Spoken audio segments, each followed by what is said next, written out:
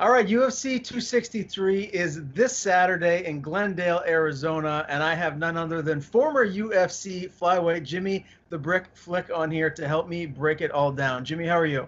Hey, I'm doing good, man. Thanks for having me on.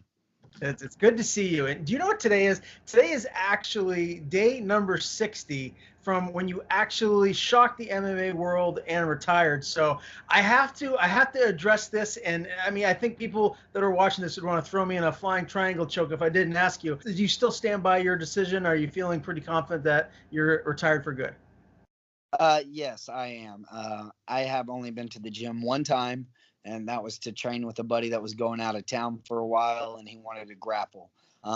I do think I'll have the urge to do some jiu-jitsu competitions, maybe some shug, some underground. Um, but as for the training, the work ethic, and everything, and missing time with the family, nah, I don't have the urge no more. I spend a lot of time with my family, work my job without training, and just been enjoying life and enjoying watching some fights too. Yeah, no doubt about it. Well, I got to ask too, like with the diet and everything, you're not training for an actual fight inside the octagon. What's your weight at right now? Have you gotten a little bit heavier? Yeah, I didn't weigh for there for a while, and then one of my buddies wanted to make a bet, and he said I was 175, and I was like, no, I'm not 175. And so we made a bet, and I ended up being 165 pounds. So I think that's about what I walk around at. That's drinking beer, drinking pop, eating all the food I want to eat when I want to. So 165 is where I'm at. Gotcha. Okay. Well, making that 125 limit, that would be quite a lot of work to do. Now, you went into detail. You did a number of interviews after you did retire. I haven't had the chance to speak to you, man. Can you just talk a little bit about, I guess, the main reason behind that decision? And, how is that now? Have you had a chance to talk to your father a little bit more? Or has there been any resolution or any progress made there? Um, Not really. Yeah, I mean, a lot that happened is like when I got into this sport at 17 years old, I dropped out of school. My dad moved me to Corpus Christi, Texas, and me and him joined a gym together, and we started training. Not long after we started training, one of my older brothers, he ended up getting involved as well, and then not long after that, we started training in 2000. Eight, and then 2009 was my first amateur fight. So we had trained for a year, and me and my brother fought our first amateur fights together. We fought on multiple cards together. We won belts together, and my dad was there the whole way. He paid the whole way. He paved it, made it happen. We had a bachelor pad, and all we did was sleep and train and party and sleep, train, party, do whatever we wanted. And my dad paid the bills, and we had a good run. And then when things started getting tough and I had a family and my brother had a family, and they just got back into drugs, and I started losing my brother and losing my dad, but I never gave up on fighting. I never gave up on the dream of wanting to make the UFC walk. That was always my dream. It was never the goal. It was to make that UFC walk. And I did that. And after I did it and I noticed everything that comes with it and all the stuff that comes with it, the people, the fame, the love, the money, everything, man. And not having my family in, I realized that I wanted my family more than I wanted fighting. And I lost my dad and I lost my brother. And my dad hasn't watched any of my videos. My mom's came out. My dad did come out one time. He showed up for my retirement party, but it was very awkward. Like I said, he never watched my videos. So we didn't really talk. Went in for a hug because he was there, and it was just one of them real awkward hugs. And we haven't talked since. My mom comes out and watches the kids. My brother's wife reached out to me, but not my brother, and but she reached out in kind of a crappy way, and I told her how it was, and when my brother started treating her right, then he could get back in my life, and he could reach out to me, and I never heard back from him. But so it just got a lot to do with family and missing time with my girls and my wife, and having some new goals in life. So I'm working on my book, and hopefully my book will be out in September, and maybe it can be a #1 seller, and I think that'll take me farther than fighting ever will. Can you elaborate a little bit more as to what will be in that book? For example, it starts at 6 years old. At 6 years old is when my parents got busted. I remember being 6 years old, and that's how my story will start out. I had two older brothers. I had two older sisters. I had a younger sister that was actually adopted before she was even born, because we were already so poor. My parents couldn't afford a sixth kid. Uh, my mom was 14. My dad was 19 when they had their first kid. My mom was 22 by the time she had her sixth, and my dad wasn't even 30 yet. So he was like 27. So they had us super young, and they did the best they could. My dad put me in sports, and I'm thankful for that. But the life I lived was tough. I mean, my house ran off of a generator when I was like 12 years old, and we used to have to go fill up the gas can. And when the generator would go out, you have to fill it up with gas. And neighbors would call the cops because generators are loud, and we would ask them if we could plug extension cords in and run it to our house while we could have light. And I used to warm up water in the microwave, and you get the biggest bowl that you can to get in the microwave, and you get it boiling hot. But then the tub's about halfway full of cold water, and then you pour a couple of them in there. Try to get a couple of them in there while you can have a warm bath, because we're tired of taking cold showers. Like, and that's just a little bit of it, and growing up and what motivated me. And it's going to be called The Brick, and we're not for sure what we're going to do on the little punchline, but it's going to be like me, breaking down brick walls, or the life of the brick, or Jimmy breaking down walls. Or we're coming up with it. I got a publisher, I got a writer, and my writer's been doing a lot, and we're going to start coming up with the chapters. And it'll be in Amazon, it'll be in Barnes and Noble, it'll be in every major bookstore that you can get a book. So I'm excited for that, and I just want to tell my story, and then hopefully go and talk to kids at school and tell them about my life and what I accomplished. That's fantastic, man. Well, congratulations on all of the success for you here moving forward. I did want to ask you too. Your story really seemed to resonate with a lot of people. Affect a lot of people. What kind of fan feedback and stuff have you gotten from the people that do support you? I'm sure you've had a lot of good outpouring, and some really nice messages sent your way. Oh man, I got a lot of good messages, of course, and then you get a lot of, like hate mail or hate messages, of course, and some people that just have different goals in life and they don't understand it, and they think it's all about the money. And like, you won $70,000 because you got a $50,000 bonus. Well, I won 10 and 10. You get 10,000 to show, 10,000 to win. I happen to get the bonus. I'm very happy for that. You fight again. My contract's only 12 and 12. What happens if you lose that fight? If you lose that fight, you pay your manager, you pay everything you lost. I'm taking home less than $7,000, people, and then you got to keep fighting to keep a contract. If you do win, you get 12 and 12, you win 24. Next fight's only 16 and 16.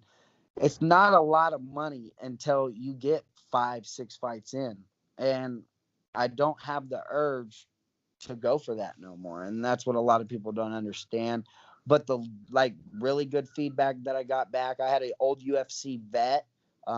He has actually retired like 5 or 6 times, and he said he never knew why he kept coming out of retirement and kept fighting. And he said my story opened his eyes and really let him know that he was fighting for all the wrong reasons. He was fighting for his dad, and that's why he kept coming out of retirement. And so that was a really good message. And he had 4 fights in the UFC. He's had almost 40 fights in MMA. And to get a message from a guy like that was really awesome. I've had Tyson Griffin reach out to me. I talked with Elliot Marshall, and that's how I got on with Ariel Helwani. So it's led to a lot of good feedback with a little bit of negative feedback. But I think when I get my book out and people really read my story and understand why I did what I did, and the outcome that I'm going to have from it is more time with my girls, more time with my family.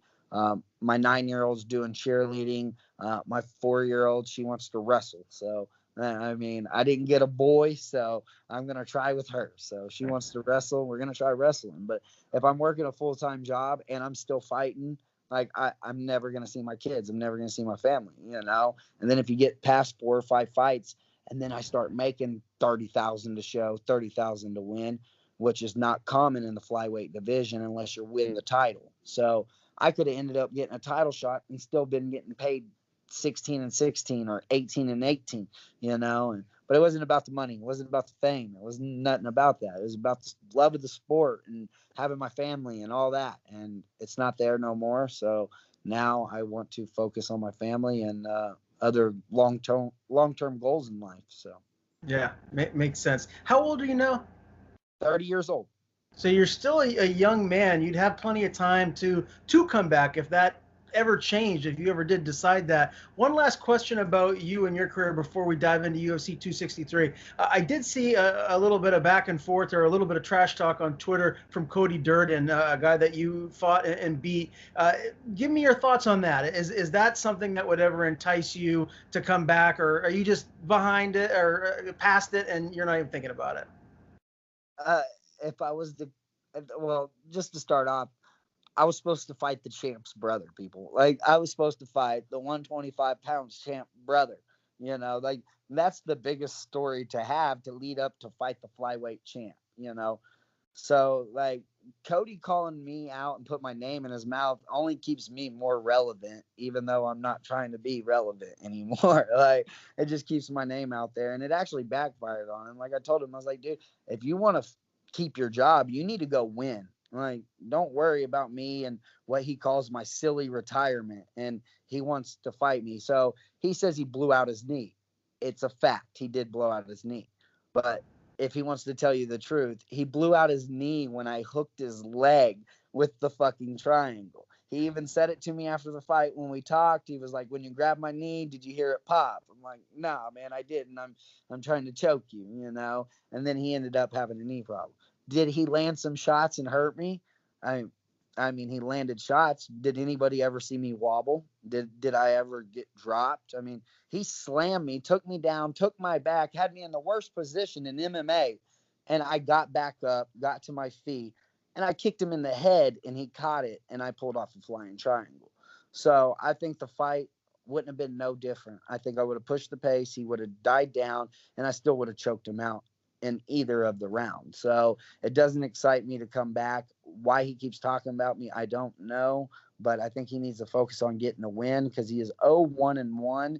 And if he loses again, his job is at stake for sure. Well, I appreciate you diving into all of that and talking about your career. I know it came as a shock to people from the outside looking in when you did retire, but hearing your story and hearing everything that you're doing now, wish you nothing but the best with your family. That's what's most important in life is family. So again, thank you for diving into all that. All right. UFC 263, man, I can't wait for this card. Your former weight class, the championship rematch that we've all been waiting for, is the co-main event. The main card is insane. I love it, top to bottom. But before we dive into that, talk about the undercard a little bit. Is there a fight or two that really stands out to you that you feel like maybe could steal the show before the pay-per-view starts? Man, is this the one that Steven Peterson is on with Chase Hooper? Correct. I think that's going to be a good one because I think that's a good matchup for Steven Peterson coming back. I like the way Steven Peterson comes forward. Usually he takes him down and, uses his wrestling and his ground and pound. He's got good submission defense. But I think with Chase Hooper, I think he's one-dimensional. I mean, he does not have very strong stand-up. And he has no power there. And I don't think his wrestling is going to be strong enough. And Steven, he's had a couple fight of the night, so I think it's going to turn into a slugfest. I think that's a good fight. I've trained with Peterson, and I'm excited to see that fight back. I'm not quite sure all the other ones that are on the undercard. I know there's quite a few, though. Yeah, I mean, I can just give you a couple that stand out to me. You got Hakeem Dawodu against Movsar Evloev. That is a featherweight bout that I really feel like could be a banger.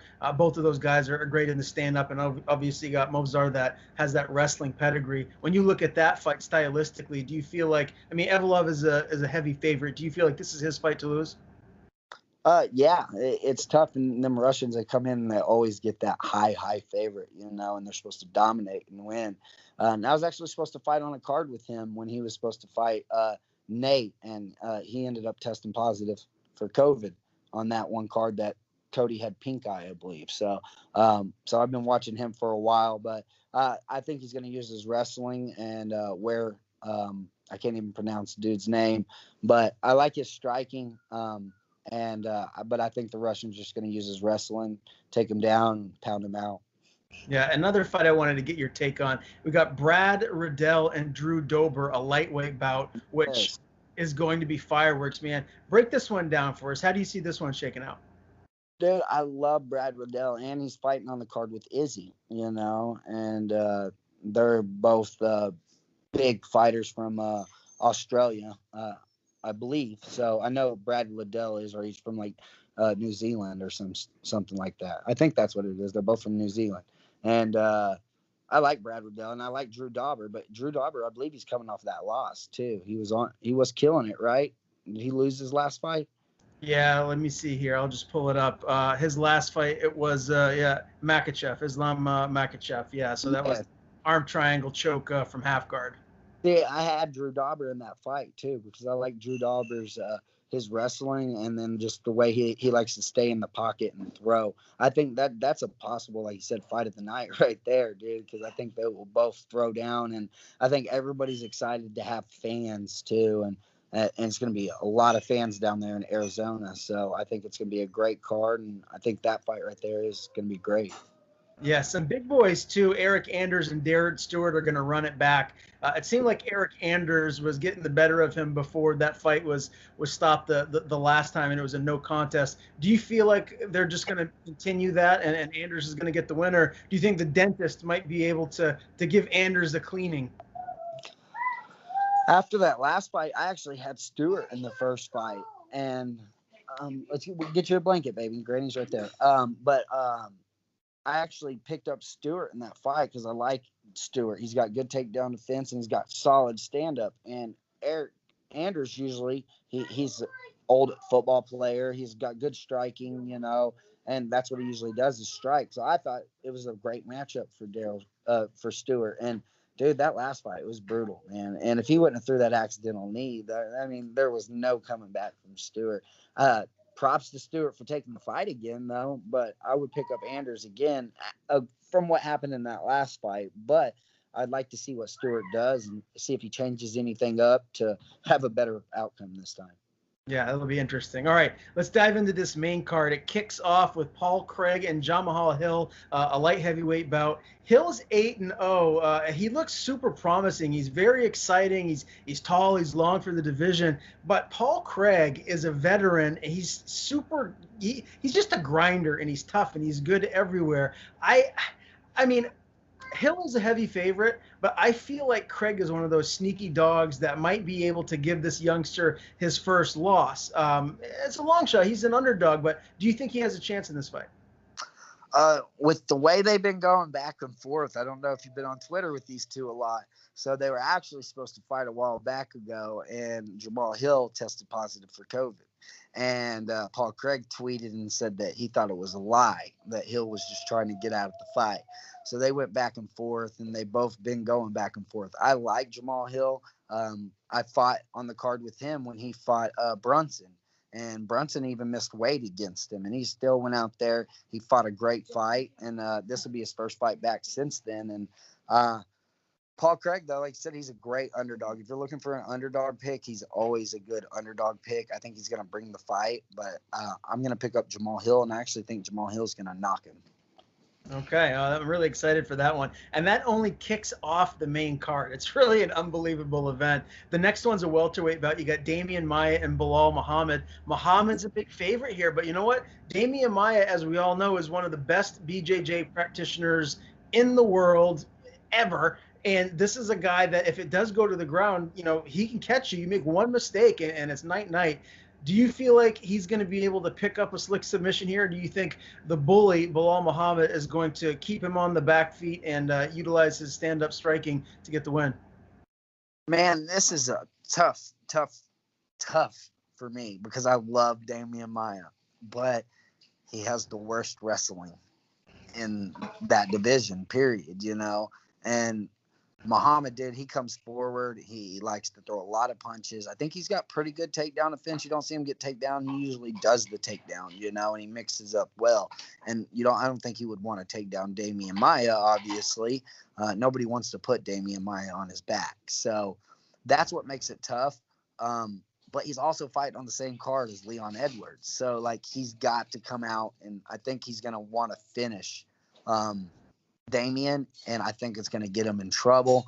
I think Damian is going to get the takedown in the third round, probably after getting beat up, and he's going to get the rear naked choke.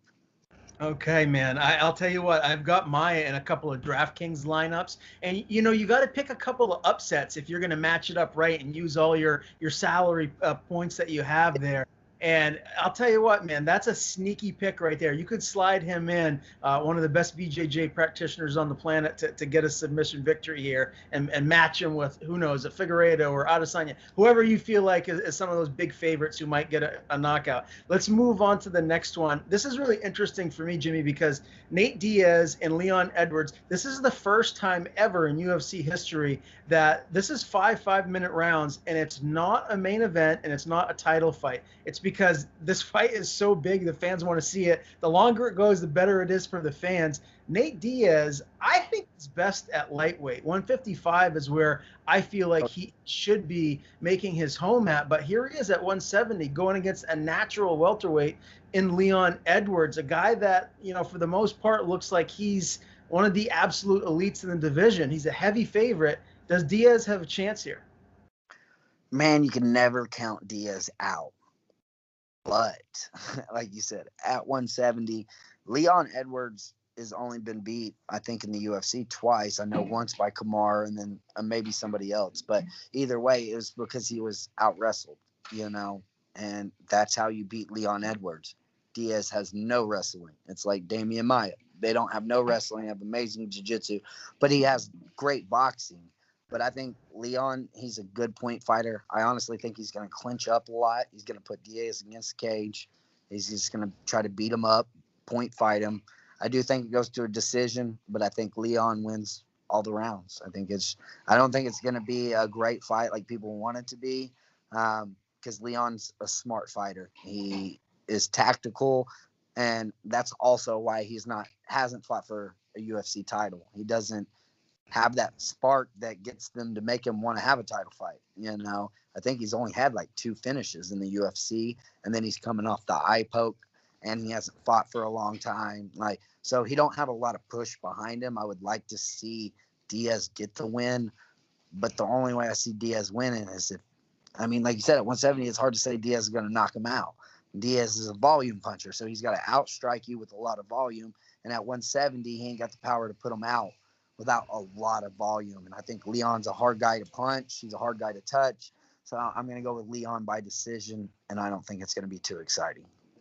That's kind of where I'm leaning too, but I will say this. I'm a big Diaz fan. I don't know if you can tell by my back wall here. I like the Diaz brothers. They're real. They just come and bring it every time. I love that about them.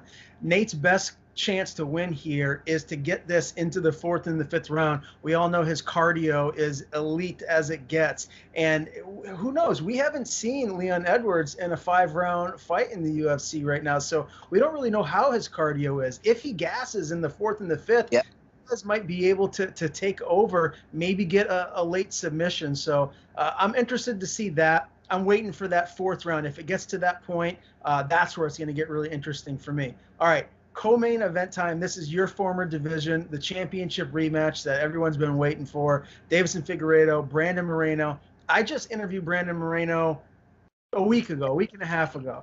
And he told me that the key to his success for this fight is to keep the pressure on Figueiredo, to keep him on his back foot, not allow him to get those signature power punches, which he clearly has. Do you feel like Moreno is going to be able to take some confidence from that first fight, go in and dethrone the champion here in this rematch?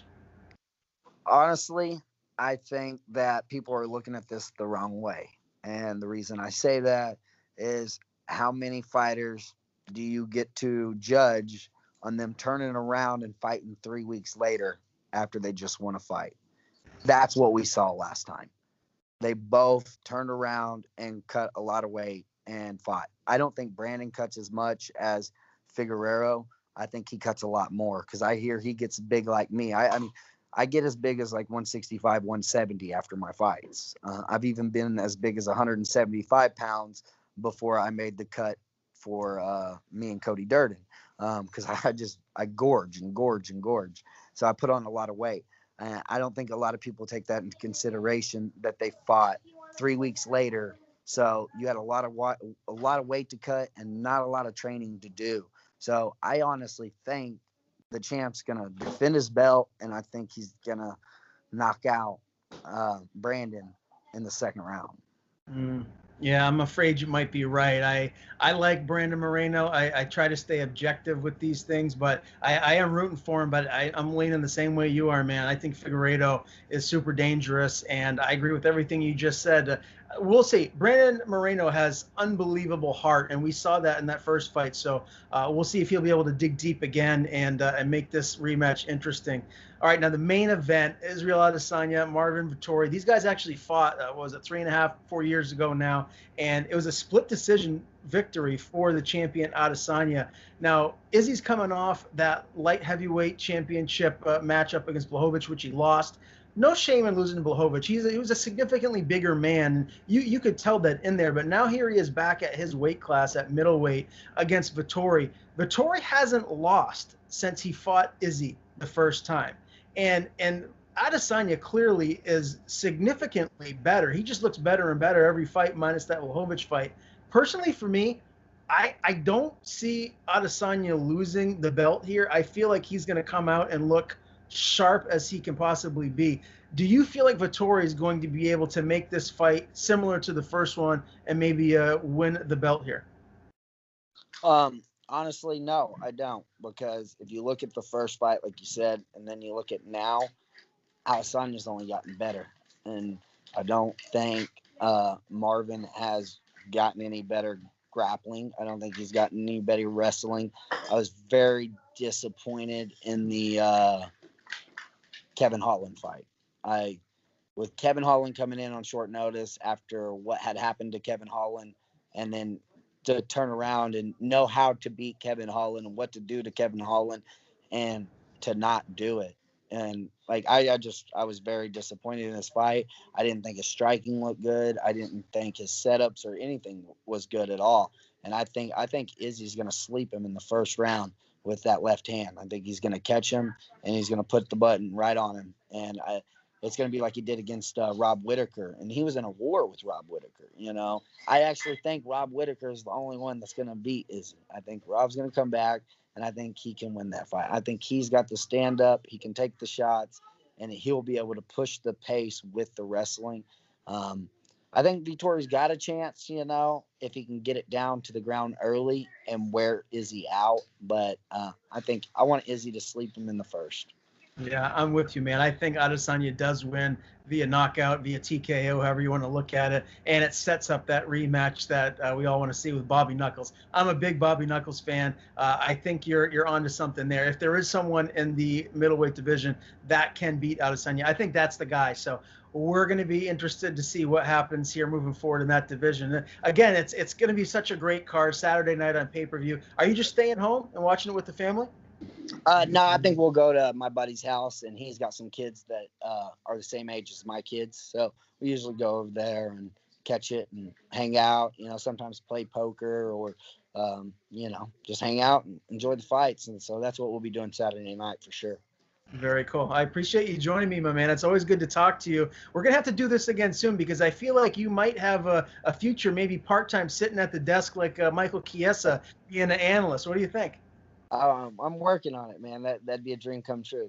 Do some commentating or something. I'm going to start doing some little gigs, trying to work my way up, working on some podcast things. And, I got Jimmy, my hashtag flick picks, I do. So I'm trying to turn that into a little gig with the podcast, and some pick things. So we're going to see where it goes from here. Very cool, man. Again, always a pleasure to talk to you. Before I do let you go, if there's anything you want to plug or any shout outs you have, the floor is yours, man. Hey, man, I appreciate you. And if anybody wants to follow me for more information on my book, you can follow me on Facebook on my fan page, Jimmy the Brick Flick. And you can follow me on Instagram at The Brick MMA and on Twitter at Jimmy Flick. Appreciate everybody that follows me and all my fans.